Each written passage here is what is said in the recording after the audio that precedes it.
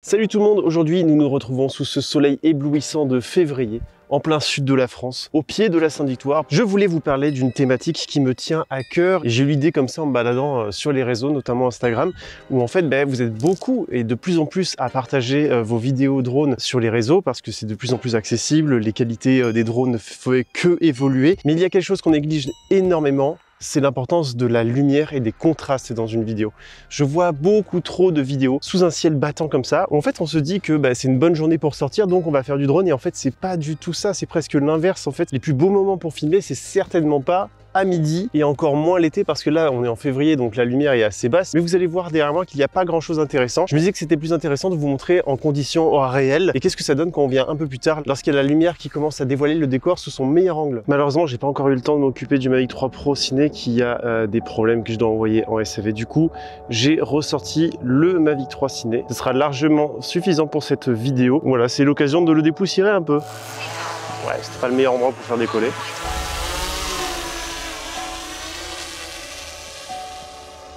Allez, c'est parti. Bon, évidemment, on va faire ça sans les lunettes de soleil. Alors là, voilà, on est face à notre belle Sainte-Victoire qui est filmée pas du tout sur sa meilleure lumière, hein, clairement. Alors le profil, il est parfait. Hein. Pour ceux qui ne connaissent pas la Sainte-Victoire, c'est une montagne emblématique de Aix-en-Provence, en tout cas de la Provence de manière générale. Elle est plein sud. Donc là, en fait, si je tourne la caméra, ça c'est ce qu'on voit en face de la Sainte-Victoire quand on est au sommet. Et là, il est exactement midi 15 avec le soleil plein face sur la falaise.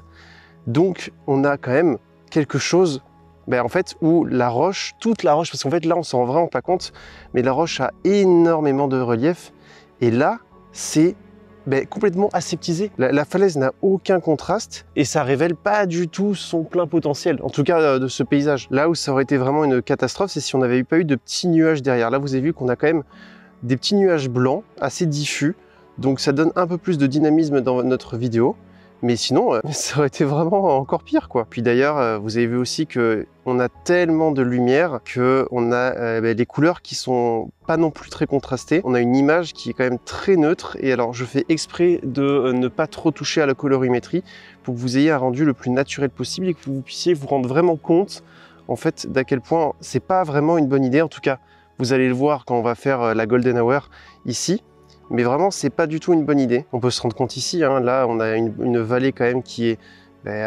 assez banale, mais je peux vous dire que si on rajoute un coucher de soleil là-dessus, ça sera nettement mieux. Puis d'ailleurs aussi on se rend pas compte, mais on peut se dire que là c'est une super journée pour filmer. Alors oui, ce serait une super journée à la Golden si on n'a pas trop de nuages qui vont diffuser la lumière orange. Moi je préférais largement une journée avec des nuages qui caressent la falaise et tout.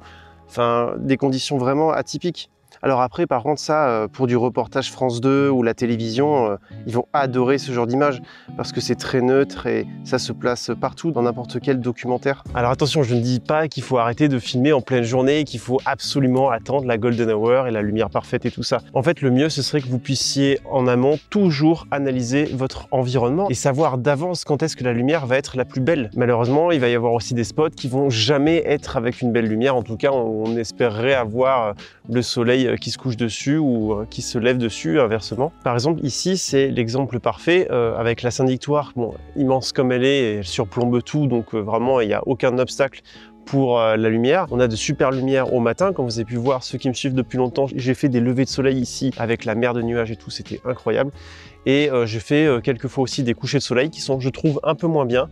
Mais vraiment, l'hiver, à la Sainte-Victoire, le soleil se lève juste en face. Et si vous avez de la chance, vous aurez des mers de nuages. Donc c'est pour ça que je vous dis que des fois, bon, évidemment, c'est un peu plus physique de se lever à 4 h du matin, aller en haut de la Sainte-Victoire et filmer ce lever de soleil. Mais n'empêche que les images que vous avez à la clé, il n'y en a pas une comme les vôtres en fait. Et c'est là que vous allez vous distinguer. Alors que si vous filmez à Sainte-Victoire à midi comme tous les touristes, là, votre vidéo de la Sainte-Victoire, elle va un peu tomber au milieu de la masse de vidéos qu'il y a déjà. Je vous en parle même pas des spots encore plus connus au niveau international. Tout ça pour dire que la Sainte-Victoire, vraiment, elle est superbe le matin et le soir, et à midi, puisque le soleil tape pile en face, toutes les formes rocheuses, en tout cas ce qui fait tout le volume de la falaise qui est derrière, il est caché, il n'est pas forcément très beau. Et c'est ça qu'il faut analyser avant d'arriver sur le spot. Quand est-ce qu'on va tirer le plein potentiel du paysage? Voilà, là on le voit bien, on est quand même pas mal de profils. de la Sainte-Victoire et vous voyez bien que la roche a du potentiel. Mais il n'y a vraiment pas grand chose quoi. Pareil sur les dentelles qui sont ici, c'est pas du tout le meilleur moment pour filmer. Voilà, je sais pas ce que vous en dites. Alors oui, il y a des images sympas, et vous allez voir qu'on peut faire nettement mieux. Et clairement, c'est là qu'on arrive à se démarquer. En tout cas, c'est là que notre image est belle et vraiment particulière. En tout cas, clairement, ce sera bien plus intéressant à regarder et il y aura plus un effet waouh que tout le monde attend. Pour l'occasion, j'ai ressorti le petit Stormbreaker. Ça fait un bail que j'avais pas volé en FPV. Et voilà, ça fait du bien un petit peu de revoler et de se remettre dans des conditions. Parce que là, avec l'hiver, j'ai pas beaucoup volé, hein. Bah écoutez, c'est parfait. Je pense que c'est le bon moment pour vous parler du sponsor de cette vidéo, qui est Artlist, encore une fois, qui me soutiennent dans énormément de projets qui permettent aussi de faire vivre cette chaîne. Pour ceux qui connaissent pas et ceux qui connaissent, je vais vous montrer comment moi j'utilise personnellement Artlist. Donc on va aller sur leur site pour chercher la musique que je vais mettre sur ce super plan FPV que j'ai fait, malgré une lumière pas dingue comme on avait compris. Alors pour ceux qui ne connaissent toujours pas, Artlist c'est une plateforme de musique libre de droit, mais pas que, parce que vous avez aussi la possibilité de télécharger des effets audio pour le sound design, pour des effets de whoosh, de transition. Vous avez aussi des images stock, vous avez des templates avec des luttes et tout ça, donc c'est un tout en un pour la version la plus haut de gamme. Mais ici on va simplement aller dans l'onglet musique pour télécharger la musique qui nous conviendrait le mieux pour cette vidéo. Je veux pas quelque chose de trop contemplatif, je veux quand même quelque chose qui a du peps parce qu'à la fin on a quand même un beau dive. Donc il faut vraiment des hauts et des bas. Je vais aller dans Mood et je vais aller dans Powerful. Après le genre, j'aime bien aussi mettre cinématique. Et là, rien qu'avec ça déjà, on trouve plein de styles de musique différents. Alors il y en a qui vont aimer plus le côté orchestral, il y en a qui vont plus aimer le côté électro. Donc ça c'est à vous de voir. Je vais mettre le petit casque pour écouter la musique évidemment. Déjà ça j'aime beaucoup. Parce que là ça va vraiment être crescendo en fait. On a quelque chose de très dramatique. J'aime beaucoup, j'aime beaucoup. Alors là maintenant il faut après que ça pète. En vrai elle est trop bien. J'en reviens pas. C'est vraiment, je fais pas exprès, hein. La première musique elle est dingue.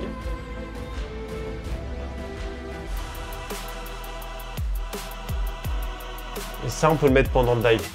Oh, c'est génial. Bon, alors, j'avoue que ça devient assez Bon, c'est assez particulier, je l'avoue, mais l'idée est folle. Allez, on va télécharger, hop, on va la télécharger en WAV. Et en fait, avec Artlist, ça va vous permettre, comme je fais moi, monétiser mes vidéos sur YouTube et aussi les utiliser pour mon activité professionnelle, pour mes clients. Il y a plusieurs abonnements. Artlist, c'est vraiment l'une des plateformes où les abonnements sont le moins chers et les plus compétitifs. Moi, j'ai l'abonnement qui me donne accès à tout et je l'utilise énormément pour tous mes projets professionnels. C'est vraiment extrêmement intéressant, c'est très varié. Il y en a pour tous les goûts, tous les projets, comme je dis à chaque fois.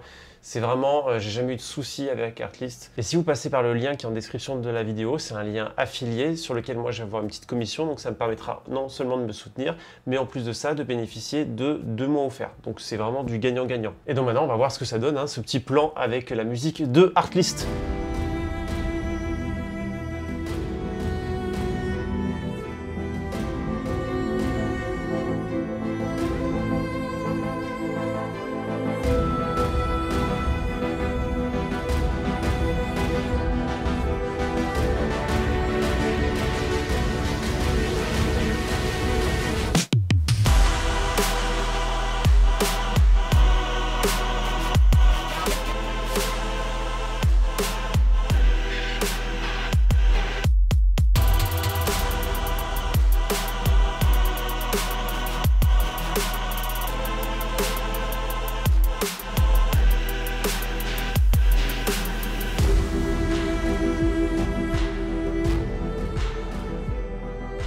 Puis attention aussi parce que si vous faites des vidéos, on va dire vlog, où vous êtes là, vous baladez, tout ça, vous n'allez pas forcément attendre la lumière parfaite et tout, hein. Il y a vraiment un contexte pour chaque vidéo, mais en tout cas, moi je parle juste en termes d'esthétique d'image.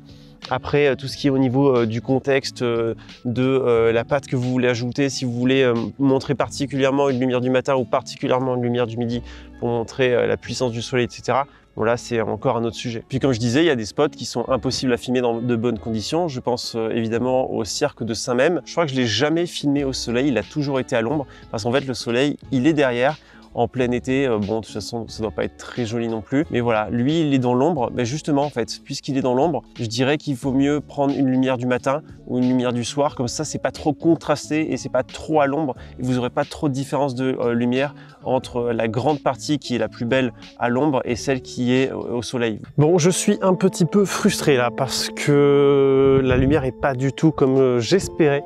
Alors certes, derrière, c'est un peu mieux que tout à l'heure à midi, mais là, en fait, je sais pas si vous voyez, mais on a le soleil qui est complètement voilé, en fait. C'est complètement voilé, c'est un temps voilé. Donc au final, on a quelque chose que je ne recherche pas du tout. Alors certes, la lumière est parfaite là pour le visage, parce que c'est très diffus, mais pour le coup, faire les images comme ça ici, je sais pas du tout ce que ça va rendre. On va mettre toutes les choses de l'autre côté. Ça se trouve, ça va être un petit peu mieux, j'espère. Je vais prendre le drone, je vais lancer le Mavic, puis on va voir ensemble ce que ça donne. Alors comme vous pouvez le voir, ces débuts étaient une réelle catastrophe. La lumière a jamais été aussi terne. C'est exactement ce que je voulais vous montrer, à quel point la lumière était importante. Le problème, c'est que je vous avais déjà montré ce que ça donnait quand c'était pas bien, et là on le voit encore mieux. On n'a aucune nuance, on se rapproche presque du gris dans la totalité de l'image. Mais par chance, j'ai quand même eu de superbes couleurs pendant même pas 5 minutes, quelque chose comme ça. Le soleil est en train de se coucher derrière les collines et on a ce reflet rose sur la roche, mais vraiment que pendant quelques instants. Et ça suffit quand même pour avoir une superbe image. Et on peut enfin constater ce que je vous disais au début de la vidéo, c'est qu'on a toutes les ombres des petites roches et on voit beaucoup plus le relief réel de la Sainte-Victoire. Après, vous n'êtes pas obligé d'attendre ce moment propice, vous pouvez avoir des images avec une lumière naturelle sans que ce soit obligatoirement rose, et quand même avoir ces belles ombres. Vous voyez les nuances de couleurs, c'est magnifique, et c'est exactement ça ce dont je voulais vous parler. Ça, c'est des lumières qui sont impossibles à avoir si vous ne le faites pas au bon moment de la journée. Voilà, c'est pour ça que je vous dis que c'est hyper important d'analyser son spot en premier. Des fois, on ne peut pas se le permettre malheureusement. Mais voilà, comme je vous dis, il y a des spots qui sont que pour le matin, il y a des spots qui sont que pour le soir. Par exemple, à Madère, il y a des falaises qui sont belles que le soir. Au matin, vous allez avoir la falaise qui va être complètement à l'ombre et le soir, ça va être magnifique. Et en fait, je pense qu'on a une idée reçue sur l'importance de la lumière. C'est plutôt l'ombre que va créer la lumière, les contrastes qui vont se dessiner grâce au relief du paysage. Le meilleur exemple pour moi, ce sont les dunes en Namibie, qui sont d'ailleurs aussi belles à l'aube qu'au crépuscule, mais c'est vraiment l'ombre qui vient les dessiner et c'est pas le soleil en soi. Le plus beau vraiment, c'est ce contraste net entre la partie ensoleillée et la partie ombragée. Et clairement, c'est ça que vous devez rechercher. Même ici, pas besoin d'aller en Namibie. Toutes les belles forêts avec des arbres, en fait, au coucher du soleil ou au lever du soleil, il va y avoir la silhouette des arbres qui vont se mettre sur le sol et ça va être beaucoup plus graphique. Alors évidemment, tous les conseils que je vous donne valent évidemment pour n'importe quel type de caméra, que ce soit un drone, que ce soit une caméra au sol, que ce soit d'ailleurs de la photo. En tout cas, par expérience et par goût personnel, ce que j'apprécie le moins comme vidéo, en tout cas comme rendu, c'est quand il y a aucune lumière. Vaut mieux clairement une lumière comme ça que si on se retrouvait un jour avec un ciel complètement gris. Et là, on n'a ni couleur, ni lumière, ni contraste. C'est vraiment le pire. Vaut mieux rester tranquille chez soi et attendre un autre jour. C'est vrai que c'est quand même quelque chose de très frustrant. Et vous allez voir que plus vous allez l'appliquer et plus vous allez filmer des endroits avec la lumière parfaite et les conditions parfaites, moins vous allez sortir parce qu'en fait, vous allez toujours vouloir sortir pour les meilleures conditions. Et comme je vous disais aussi tout à l'heure, c'est vrai que si vous avez des nuages, c'est peut-être encore mieux. C'est souvent très particulier et unique. Vous aurez difficilement la même image que quelqu'un d'autre, donc ça permet aussi de se distinguer. Clairement, moi j'ai appris au fil du temps et au fil des images que j'ai faites d'apprécier beaucoup plus la montagne lorsqu'il y a des nuages et lorsqu'il n'y a pas un beau temps que lorsque c'est plein soleil. Alors c'est vrai qu'on a des caméras de plus en plus performantes, mais ça n'empêche que si vous voulez encore une fois en tirer le plein potentiel, il faut éviter les moments où il y a un grand contraste entre la lumière et les ombres. Là pour le coup, quand il y a la lumière qui pète comme ça, vous avez vu rien que là, la différence qu'on a entre l'ombre et la lumière, ça va ressortir de la même manière sur notre paysage et c'est vrai que le rendu va pas être extraordinaire. Alors que si on vient un peu plus tôt ou on part un peu plus tard, la lumière va être beaucoup moins intense et la différence entre la haute lumière et la basse lumière va être beaucoup moins importante. Mais écoutez, j'espère que cette vidéo vous a plu et que ce sujet vous a intéressé, vous a appris quelque chose et vous a peut-être motivé à être un petit peu plus patient, ou en tout cas être un petit peu plus exigeant sur vos images, que ce soit pour s'améliorer ou changer de style. En tout cas, moi sincèrement, je vous invite à le faire le plus souvent possible. Moi personnellement, les images que j'ai réalisées à la Golden Hour sont les plus belles que j'ai réalisées, parce qu'elles ont ce côté unique et en plus quand c'est mêlé à des nuages, la couleur se reflète sur ces nuages, c'est encore plus magique. Et rien que faire cette vidéo, ça m'a donné envie de refaire ce style d'image. Alors j'espère que je vous en partagerai des inédites le plus tôt possible. Et en attendant, je vous dis salut et portez-vous bien.